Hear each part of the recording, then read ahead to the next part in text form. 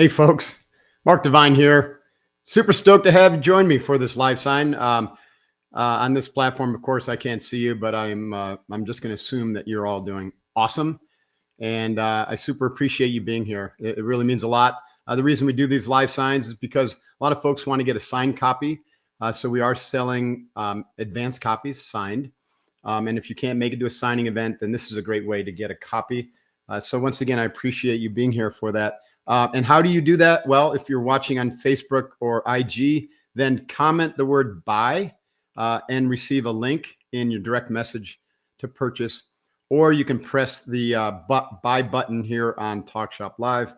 And if you're watching this on X, formerly known as Twitter, then you just click the link above here. Okay. So, so this is all about my newest book. Called Uncommon. Simple Principles for an Extraordinary Life. I'm really excited to get this book out there. It's been a long time in making. I'll tell the story a little bit later, but this has been a labor of love. Got interrupted by COVID, like I'm sure everyone who's watching had a little life interruptions and changes, of course.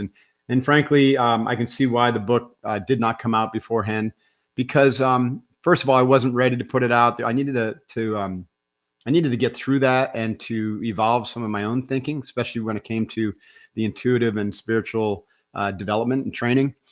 And also, I don't think the world was quite ready for it. Now it is definitely ready for it, right? It is like past urgent need. Anyway, so I'm going to talk more about the content of the book and what it's all about in a minute. But let me answer some questions first. And if you're just joining, welcome again.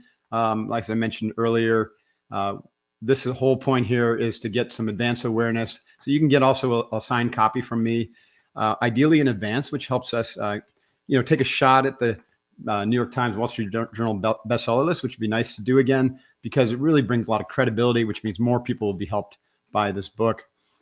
Anyway, so if you're on X, just click the link here. If you're on, you can press the buy button on TalkShop Live if you're watching there.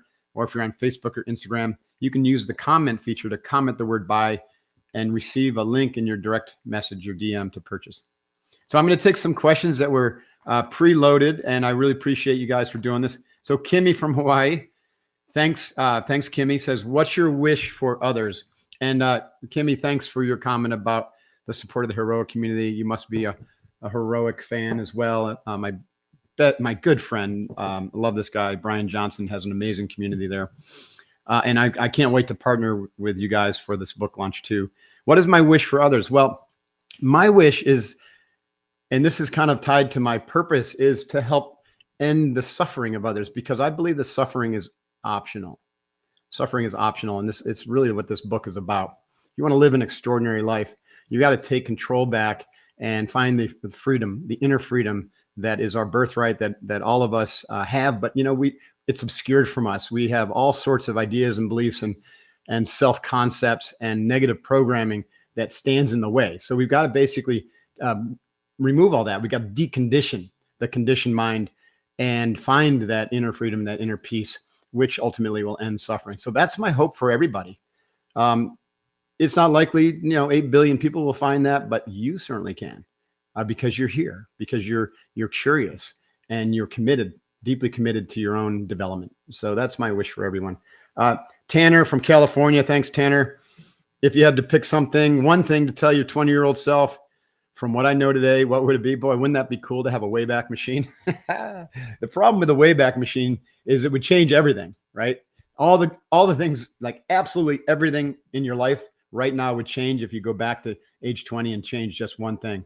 That's the way this world works. So, but what would I tell my 20-year-old self? I would tell my 20-year-old self to trust myself when I'm in my most still moment, right? When I'm in those moments where everything is absolutely settled down and still, like after a long hike in the mountains or a long swim, or, back then I was already meditating. So after the long meditation sessions, the things that came to me and that were in my mind or that showed up in my mind, at those times of stillness, trust them, because that's your truth. That's the closest you're going to get to the truth. And the more work you do that I describe in Uncommon, the more clarity and closer to that absolute truth that you get. So that's what I would tell my 20-year-old self. Sarah from Colorado, thank you, says, what inspired me to come out with a book now? Well, as I mentioned, Sarah, the book was 4 years in the making, maybe longer. I've actually rewrote it twice. The first version I was calling Launch, and I was orienting toward young professionals, kind of heading out into this confusing world, trying to figure out, like, how do I find my purpose? I don't want to spend years wandering around in the forest, like my parents did, or ending up in a dead-end job, or doing something that I'm not passionate about. So how do you really find your purpose in life and align with it so you can live a life on fire with passion and find that freedom so that you actually have true success, which is experienced as peace of mind and abundance and, love. So those things, that's why I wrote the original version. And then, of course, like COVID hit and I went back and looked at it. I was going to self-publish it. And I rewrote it because I had a lot of changes. And then I rewrote it again, almost every word changed, generally this similar content, but I reorganized it into what we call the 5 mountains. So each section of the book is one of those 5 mountains of development. These came out of my work with Unbeatable Mind. This book was meant to be kind of a deep dive sequel of Unbeatable Mind, where I go deep into the training of the 5 mountains, which are physical, mental, emotional, intuitional, and spiritual. And so I had to really kind of reorganize it and get it out in that format. And again, after COVID, I found that, I just was procrastinating because I was so distracted with all the other stuff going on and trying to keep the business from running off the rails, that I finally said, you know what, I'm not going to self-publish this. I'm going to contact my former publisher, and I sent them a copy of the manuscript, and they said they loved it and they wanted to put it out there. So that's how it ended up with St. Martin's Press and coming out July 16th. Thanks, Sarah, for that. Jeremy, by the way, if you just come, welcome, live sign. I hope you get a signed copy pre-ordered. You can buy it if you're on X by clicking the link above, or you can click the buy button on Talk Shop Live if you're there, or if you're on Facebook or Instagram, then send the word buy in the comments section and you'll receive a direct message. Okay. Jeremy from Michigan says, how can we prevent groupthink? Well, I work a lot with organizations and teams. Groupthink happens when there's not a culture of trust. And so everyone's afraid to speak their mind. And so they just kind of toe the line. So we need to bust through that low trust culture and develop a high trust culture.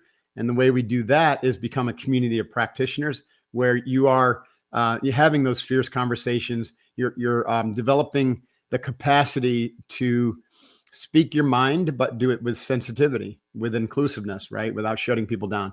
This takes work, right? So this is the area of, in fact, I address this quite a bit in the book Uncommon. This takes a lot of emotional development, requires intuition to be able to intuit what other people are feeling or thinking and how your words are landing. But it's very doable. I experienced it in the SEAL teams. There's other phenomenal cultures that experience this or that cultivate this. Netflix comes to mind. And it's really necessary, I think, for the world that we're in now, this volatile, uncertain, complex, and ambiguous world, that we don't treat work as something that just happens over there. We just go to work and, we kind of check out and just get by, because it's your best opportunity for growth as a human being. You've got 8 to 10 hours a day. Even if you're working remotely like that, there is some rich opportunity for you to evolve, to take responsibility for your growth, and to do that together with your team, whether it's your small team or the whole organizational culture. Wow, man, you can have explosive growth. You can have a culture that is like 20x's itself. And in that type of culture of high trust, groupthink is just simply obliterated. It's just not allowed. So great question, though. David asked me from Texas, what would my advice be to high school students thinking about a career in the military? Wow. My first thought would be dangerous time to be in the military, but military needs really good, dedicated and committed warriors. But what I would say, and this really comes from my work training Navy SEAL candidates, is make sure you're doing it for the right reason, right? If you this is the way I look at it. Military career should be a calling, right? It should be deeply clear to you that it's your purpose to be a warrior and to serve this country as a warrior. But if you're doing it for the job, or you're doing it for the GI Bill, or you're doing it just to get out of the, a shitty situation, I mean, I get that those are valid, but this job has consequences, as you know. It's got some severe consequences. So you got to think carefully about those consequences. There's great training, great leadership opportunity, but you got to have great clarity also that this is a calling. Because if your number's up, right, you don't want to have any regrets, whether someone else gets killed or you get killed. So that's what I would say. It's not your typical job. So be thoughtful about making sure you're really clear about why you're doing it.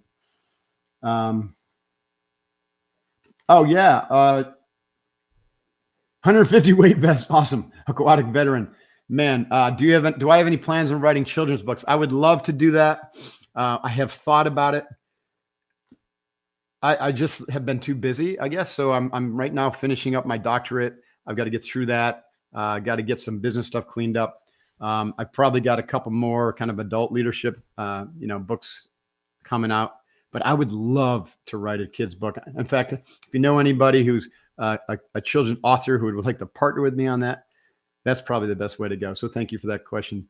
Curtis Roberts, the info you gave out during COVID helped me and a ton of people. Oh, super cool. Yeah, I'm glad to hear that. I appreciate that. Couple more of these. Jacob, how can we best support veterans? This goes back to my comment earlier about the military. It's a real shame that the government doesn't have a mechanism or the ability to support vets both during and after their military service, especially when it comes to addressing post-traumatic stress and TBI, traumatic brain injury. I would say that, we have a foundation called the Courage Foundation, the Mark Divine Courage Foundation, and we help vets. We have more than 80% success rate in getting vets out of the indicators of post-traumatic stress and suicidal tendencies and back to thriving again. The challenge we have is finding the vets, because the ones that are struggling the most are they're not looking for the help. They may not even know it's available. So if you know of a vet who's struggling, then lead them to the water, so to speak. Lead them to the Mark Divine Courage Foundation, or there's a ton of other great veteran organizations out there that really, really want to help. And honestly, I hear this a lot. The biggest challenge is finding the vets, because they're suffering. And a lot of times they're just not able or capable of finding the help that they need. So I think they need help to help themselves. I appreciate that question.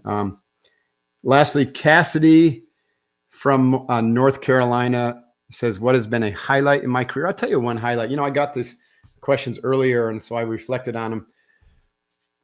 For example, I got this letter the other day from a Gary Asmus.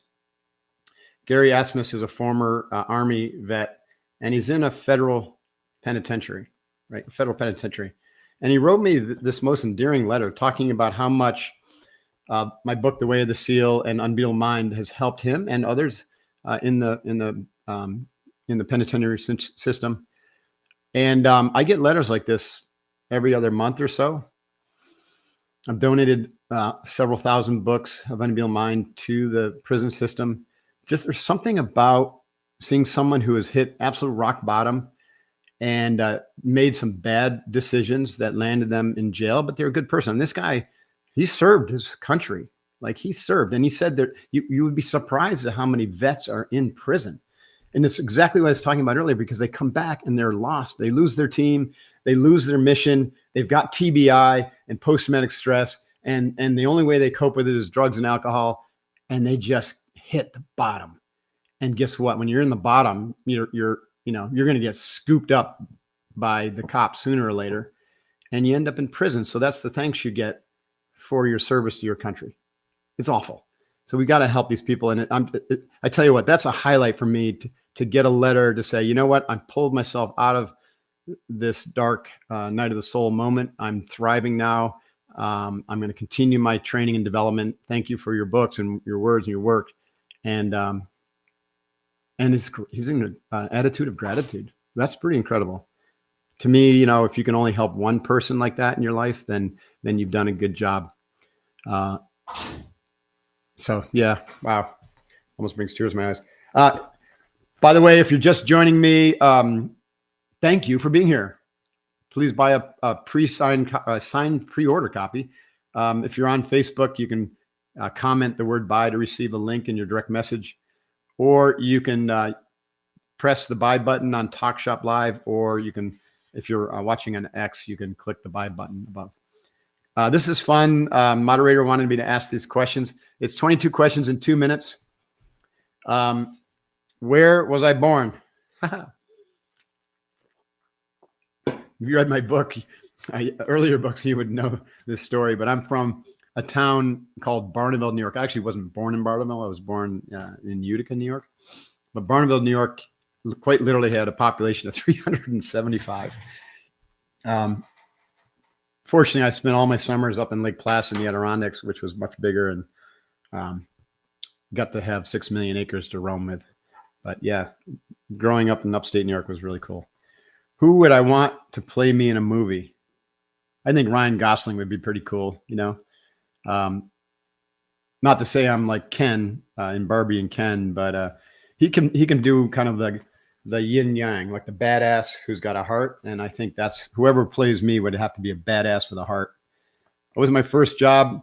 Well, my first job was with my family's business, my dad's manufacturing company, and it was gritty and dirty. And I was like 15 or 14 working in the shipping department, basically just hauling stuff around and you know, getting my hands dirty. That was fun. What chore do I hate doing? This might surprise you, but anything requiring a power tool. Most guys are like, what? I love power tools. You know what? I believe that there's experts and you need to support those experts, especially experts who know how to use power tools without hurting themselves. So there you go. I support those people. What's my biggest fear? Well, my biggest fear is that humanity doesn't get its shit together in time, right? We got a lot of big threats ahead of us or looming right now, you know, nuclear saber rattling. And I think AI poses a big threat. I don't think we have any clue, you know, what challenges lie ahead with that. And so we really want to, we're kind of like in this race, the positive and the negative, the good and the dark, right? And I'm on the good side, you're on the good side. And so what we're doing on the good side is bringing information, you know, such as what I talk about in Uncommon, like helping people be the change that they want to see in this world, to make it more positive, more abundant, to end the cycle of violence, and to do it at scale. And we can do it at scale using technology like this and podcasts. And, you know, my Mark Divine show is a platform, and being on other shows and books, and then having people like you do the same, right? Become coaches and leaders and trainers and authors, all spreading the good, spreading the light. And that will, you know, it's light that diffuses the darkness. You don't fight the darkness. You know, darkness will fight itself. That's why, you know, there's a clash of titans, because they're all negative. I just hope that, you know, humanity gets its shit together and the light wins. That's my biggest fear, because it's kind of a race right now. Who makes me laugh the most? My wife, Sandy. You know, so those of you who are married or have a significant other, man, I hope that's your best friend, and they make you laugh hysterically, because it's really fun, and what a difference it makes for a relationship. What's the one thing I need to have in my fridge at all times? Peanut butter. I love peanut butter. I put it in my smoothie every morning, and it's a great little snack on an apple or a banana. Gotta have it. What's my favorite school subject? Interestingly enough, I didn't get this until I joined my doctorate program, but my favorite subject is leadership. Who's the most interesting person that I met recently? Oh, wow. I meet so many interesting people. I'm going to pass on that one, because I think everyone's interesting. How's that? My middle name is Walden. My grandfather was a Walden, and they actually had a pond named after him called Walden Pond, but it wasn't the one from Thoreau. Different. Pretty interesting. What's my biggest pet peeve? Narcissists are my biggest pet peeve, right? So I've been, because of my family upbringing, man, I attracted some narcissists like moth to the flame, and whew, Man, they're like scorpions, and they got a nasty sting. So they're my pet peeve. Stay away. What's my favorite hobby? Yoga. Develop a yoga practice, 20 minutes a day. It'll change your life. A little stretchy bendy, breathing, spinal health, clarity, charity. I mean, there's no better integrated development practice than yoga. What's my guilty pleasure? Popcorn. I love popcorn. I used to eat it after school every single day, and I don't eat it every day now, but a couple times a week I have a good old bowl of popcorn. What color is my toothbrush? It doesn't have a color because it's wooden. I guess you could say it's brown, but it's natural. My pet's name is Mahina. She'd be in here, but she'd be causing a ruckus. So she's a 1-year-old Siberian Husky who's white with these like crystal blue eyes, just absolute stunning, and she's just amazing. Gotta love dogs. That's why dogs is God spelled backwards for a reason. What's my favorite word? Kokoro. For those of you who know about SEALFIT, my business that trains physical and mental toughness, we have a 50-hour nonstop physical and mental training event that is called Kokoro, and Kokoro means to merge your heart and your mind in your action. And Kokoro is the spiritual mountain that we talk about in the book Uncommon. I actually use the word Kokoro instead of spiritual mountain because Kokoro is when you're living in alignment with spirit, your head and your heart are aligned in your actions, and you're living on purpose. And so I have a lot of great tools and information in the book to help you live Kokoro. What's the last gift that I gave? I gave my wife flowers on Mother's Day. What cause is dear to my heart? Well, ending suffering one person at a time. And where do I want to go that I've never been before? I would like to go to space, and I'd like to come back. And I think it's possible in this lifetime. So that's that. Super appreciate it. I'll talk a little bit more about the book. Again, if you joined us late, then thank you for being here. The point of this whole live stream is to give you a chance to get a signed copy of the book if you don't make it to one of the other avenues for doing that, and to help support the pre-launch. We'd love to get a bestseller list for this. So that's all part of it too. If you're watching this on Facebook or Instagram, you can comment with the word buy to receive a link in your DM. Or if you're on X, you can click the link above. And if you're on TalkShop Live, just click the buy button. As I mentioned, Uncommon Simple Principles for an Extraordinary Life. It's broken down into the 5 mountains, the 5 domains that you need to work on to develop yourself to be a whole person. Another word for Kokoro, or definition of Kokoro, is whole mind. So a whole person is someone who's operating a whole mind, not split mind. Split mind is where you're really identified with the ego and your thoughts. You think you are your thoughts, and you become and you're living a very isolated, separate sense of self existence, and that is the cause of suffering. So whole mind is where you develop the capacity to experience source, which is your real self, right? The energy that enlivens you, the consciousness that's flowing through you, that is universal and is connected to everything and all things. And so there's a very distinct path or process to be able to train your mind to be able to turn within and to find this, and then to bring it forth into your life with a whole mind experience. And the whole mind experience is one where you're completely and utterly not attached to your thoughts and emotions. You see your life as a play, as a drama, but you're not engaged in it. You're like an actor, but you're not caught up in it, and you don't believe the stories anymore. That's a really, really powerful position to be, because you become utterly non-reactive. You become actually more compassionate, more passionate, because now you're not limited by the ego's limitations, by the ego's the thought structures and the negativity that is the ego's domain. So you move beyond the ego. So it's very similar to the idea of the Zen practice of taming the ego and finding beginner's mind. In beginner's mind, you're allowing your natural state to radiate through, and your natural state is one of non-attachment, peace, equanimity, and abundance. And you can live like that. It's your birthright. So, but in order to do that, you've got to follow some simple principles. Physically, first of all, you need to get your body healthy, because if your body healthy, your brain is healthy. And your brain is not just the brain up here, it's the brain in your heart, and it's the brain in your gut, and it's ultimately your whole enteric nervous system. Your whole body is your mind.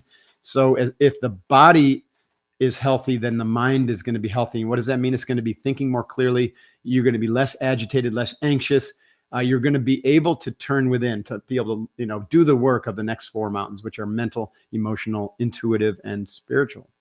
So we got to get yourself physically healthy. You do that through obviously exercise and also movement practices, so somatic movement, walking in nature, being outside more, and sleep and recovery. Extremely important. Take time to get the adequate sleep every night, and then take time to recover after a hard training, but also after every deep work session. You got to give your mind time to digest, assimilate, and to learn. So you need time to recover.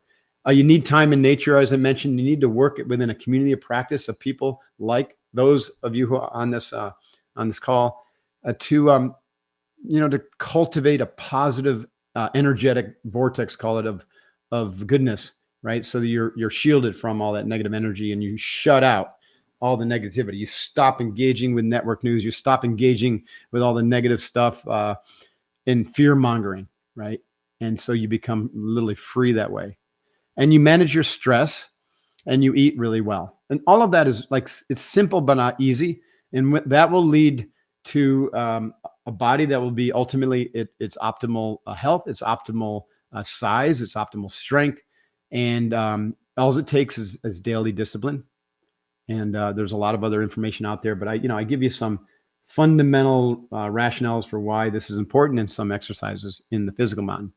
But with the training of the physical mind, why it's so important is because, like I said, if you don't start with the physical, then the rest of it just is almost impossible.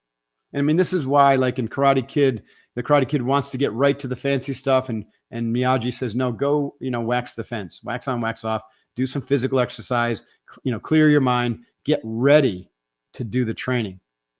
So the physical preparation is getting ready to do training, but it doesn't mean you have to wait to begin the mental mountain development. The mental mountain development is where we start to work with concentration and attention control techniques to be able to refine the way our mind works, to move away from the distraction and the negativity and all the things that clutter and cloud our thinking, and to be able to radically focus on one thing. This has great benefits for you for productivity, but also it is sharpening your mind like sharpening a sword. And then you turn that sharper intellect on itself, and you move into what we call witnessing. And witnessing is where you develop this separation between you and your thoughts. And you actually move away from the thoughts. You become the mountain, and the thoughts are like clouds passing by in the sky. And this is where you begin. This is where you begin the real path to freedom. You're not caught up in the dramas, and you don't identify as your thoughts. You just see them as things that are happening to and through you. And then you go even deeper. Now, this is where you open up. An emotional mountain is where you meet obstacles and challenges, the dark night of the soul moments, right? That's the hero's journey. They're always emotional. So the emotional mountain, as you develop the physical and mental, it leads to awareness and understanding of negative patterns based upon some sort of traumatic conditioning. And then you go to town to move away, to decharge and discharge those negative patterns, and to grease the groove of positive patterns to replace that. So you decharge them by turning away. We call that starving fear, and you starve fear by not giving it attention, and you give attention to the positive alternative. So that's the emotional work, and I have a lot of great information and tools on emotional development, which is absolutely necessary for all of us, especially us guys. Then as we develop physically, mentally, and emotionally, it opens us up. Like we have this opening, so we're able to be much more sensitive to the inner voice, of our gut intuition, which is that instinctual intuition that keeps us safe and moves away from danger and toward opportunity. And also the heart's empathic intuition, which says, I can feel into how other people or an entire team is feeling. And then you can basically, orient yourself to their perspective with compassion. And then also the brain's intuition, which is really direct perception or trans-rational perception, be able to perceive things a sense of knowingness or gnosis. And all of that it can be developed, and I have some tools, but it also comes as a result of the development of the physical, mental, and emotional aspects of your being. And then finally, the last section is, as I mentioned, Kokoro. It's merging your heart and mind and your action in alignment with your purpose. So I talk a lot about purpose finding. How do you know your purpose, and how a purpose is an archetypal energy, a beingness. It's not a doingness, right? So when I was studying Zen and I had these insights, I didn't, suddenly get an insight that I was supposed to do the Navy SEAL thing. I had an insight that I was supposed to be a warrior. So that's an archetypal energy. So there's some great work in there now about all that. And look at that. It's 11 o'clock. I guess I should wrap this up. As I said earlier, everyone seems to be unhappy out there. And it's because they're looking for the answer outside of themselves. Stop looking for the answer outside of you, right? There's no single leader. The next president of the United States isn't going to solve your problems. I'm not going to solve your problems. I'm just going to teach you how to solve them yourself. You have to take responsibility for your own development. You have to learn to turn inward and take time every day in your morning ritual and your evening ritual and through spot drills and through how you live your life to spend time in silence and to use these skills, box breathing, attention control and concentration, mindful awareness, witnessing, and imagery work to be able to tap into the raw, infinite potential and intelligence and power that you are. That's your natural state. And then you bring that forth into the world and you change your world. There's not one world out there. There's 8 billion unique worlds. You change yours. You take responsibility for your world, and then you pay it forward. You pay it forward through how you show up and through your service to others. So thank you so much for being here. Thank you for participating in this live sign. If you purchase a signed copy, thank you very much. I hope you enjoy the book. And I really, really appreciate you all. And if I can ever be of service or of help, reach out to us at info@unbeatablemind.com or info@markdivine.com. Either way, love to see you in training in our Unbeatable Mind program. We've got an incredible 30-day challenge. We've got an incredible year-long foundation course. Our coach certification is amazing. We've got like 600 certified coaches already. So come join us. Also, you can check me out on the Mark Divine Show, where I have amazing guests, and I'm going to start doing more training, and I'm going to be doing a couple podcasts on this book soon. Enough said. I appreciate you all. Have a phenomenal day and be uncommon. Hoo-yah. Divine out.